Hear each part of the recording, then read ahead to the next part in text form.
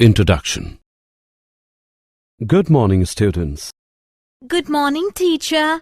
Today we will learn biodiversity and conservation.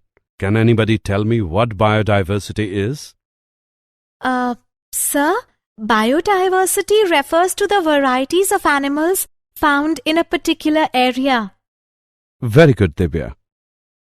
How will we conserve the biodiversity? We conserve the biodiversity with the help of national parks, sanctuaries, etc.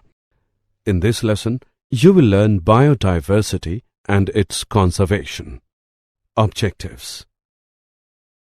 At the end of this lesson, you'll be able to understand biodiversity and its levels, describe patterns of biodiversity, describe importance of biodiversity, explain loss of biodiversity, describe biodiversity conservation.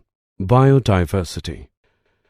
Biodiversity is defined as the existence of a wide range of different types of organisms in a given place at a given time. The biological diversity include three hierarchical levels. They are genetic diversity, species diversity, and ecological diversity.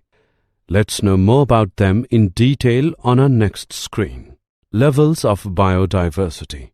Genetic diversity. The genetic variation existing within a species is called genetic diversity. The genetic variation may be in alleles, in entire gene, or in chromosomal structure. Species diversity. The two important measures of species diversity are species richness. It is defined as the number of species per unit area. Species evenness. It refers to the relative abundance with which each species is represented in an area. Ecological diversity. The variety of unique biological communities found on the earth is called ecological diversity. How many species are there on earth and how many in India?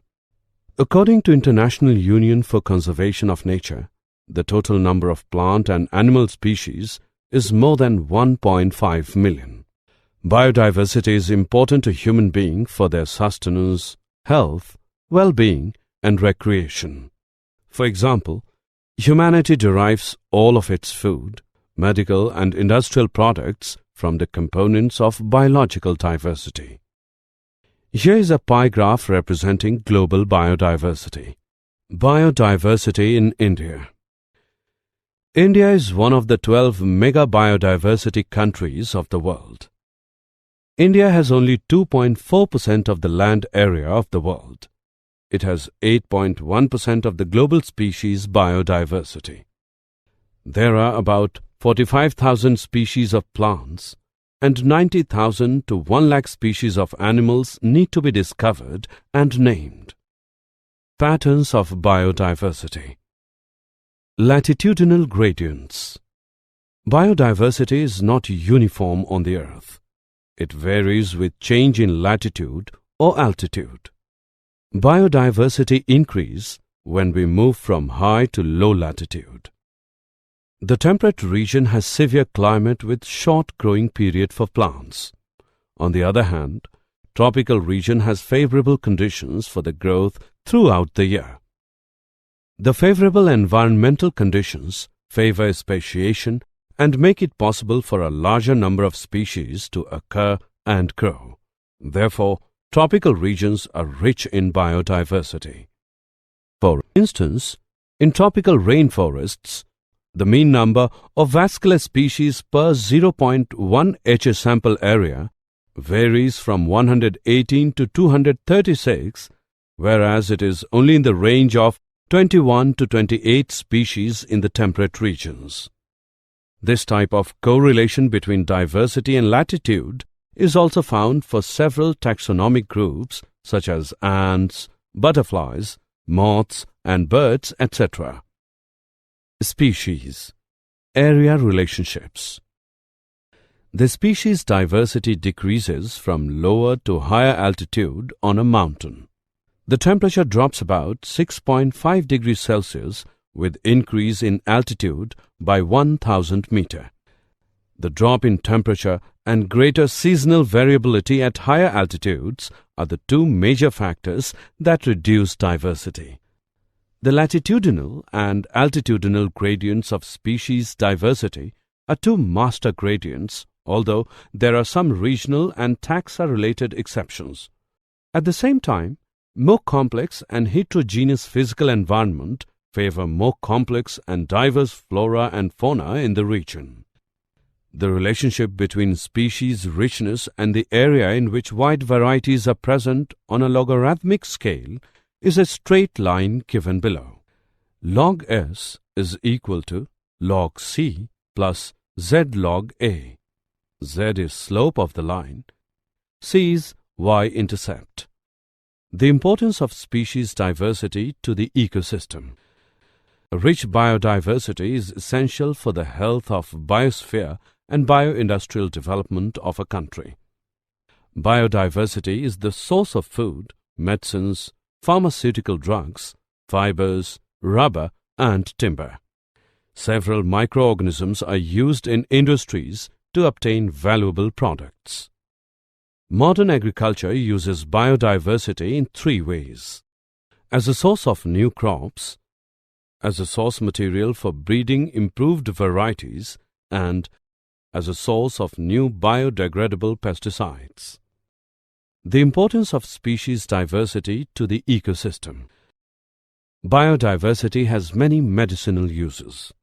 Some of the plant-based substances developed into valuable drugs are: morphine, used as an analgesic, is obtained from Papaver somniferum. Quinine, used for the treatment of malaria, is obtained from Cinchona legeriana. Biodiversity also has great aesthetic value. Ecotourism, birdwatching, wildlife, pet keeping, gardening, etc. are some examples of aesthetic rewards of biodiversity. Loss of biodiversity. Human activities are the major threat to biodiversity. The important factors leading to extinction of species and consequent loss of biodiversity are habitat loss and fragmentation, overexploitation, alien species invasions, and co-extinctions. Habitat loss and fragmentation. Habitat loss is the primary threat to the biodiversity. Natural habitats, which protect natural flora and fauna, are being converted to human settlements, dams, reservoirs, croplands, and grazing grounds. Deforestation deprives animal life of shelter and food. This decreases the population of many species. Deforestation declines reproductive capacity of certain wild animals due to reduced area of their free movement. Migratory animals are also affected by deforestation because of the disturbance in their routes. Habitat fragmentation is an ecological process in which a large piece of habitat is divided into smaller pieces of habitats. Usually, this process is caused by human activities.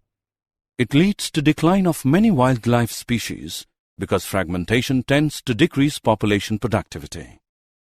Overexploitation.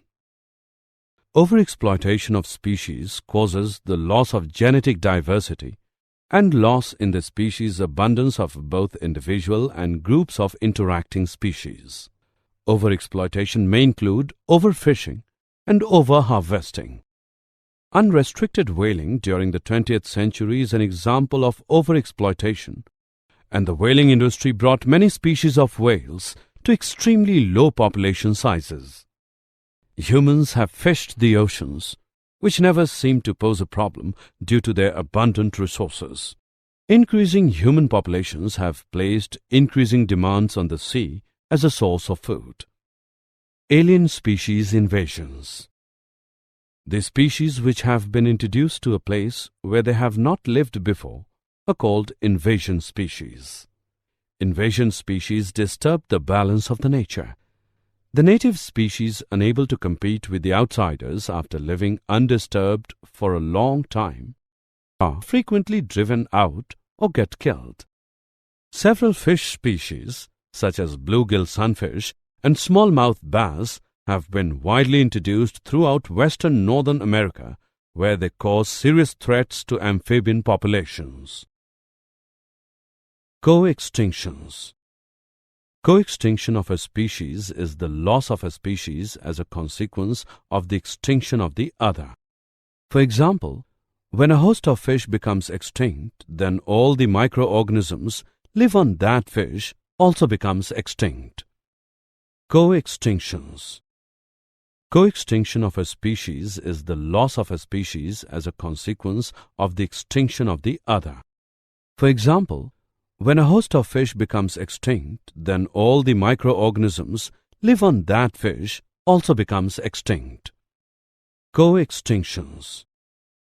Co-extinction of a species is the loss of a species as a consequence of the extinction of the other. For example, when a host of fish becomes extinct, then all the microorganisms live on that fish also becomes extinct. Co-extinctions. Co-extinction of a species is the loss of a species. Biodiversity conservation. Why should we conserve biodiversity? Biodiversity plays an important role for maintaining the ecological functions, including stabilization of water cycle, maintenance of soil fertility, pollination and cross-fertilization of crops and other vegetation, protects against soil erosion, and stability of food-producing and other ecosystems. Conservation of biological diversity leads to conservation of important ecological diversity to preserve the existence of food chains. It provides the base for the livelihoods, culture, and economies of several hundred millions of people.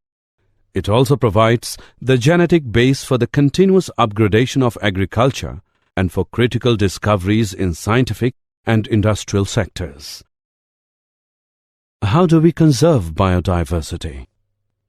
India is a center of rich biological diversity and has contributed significantly of the global biodiversity.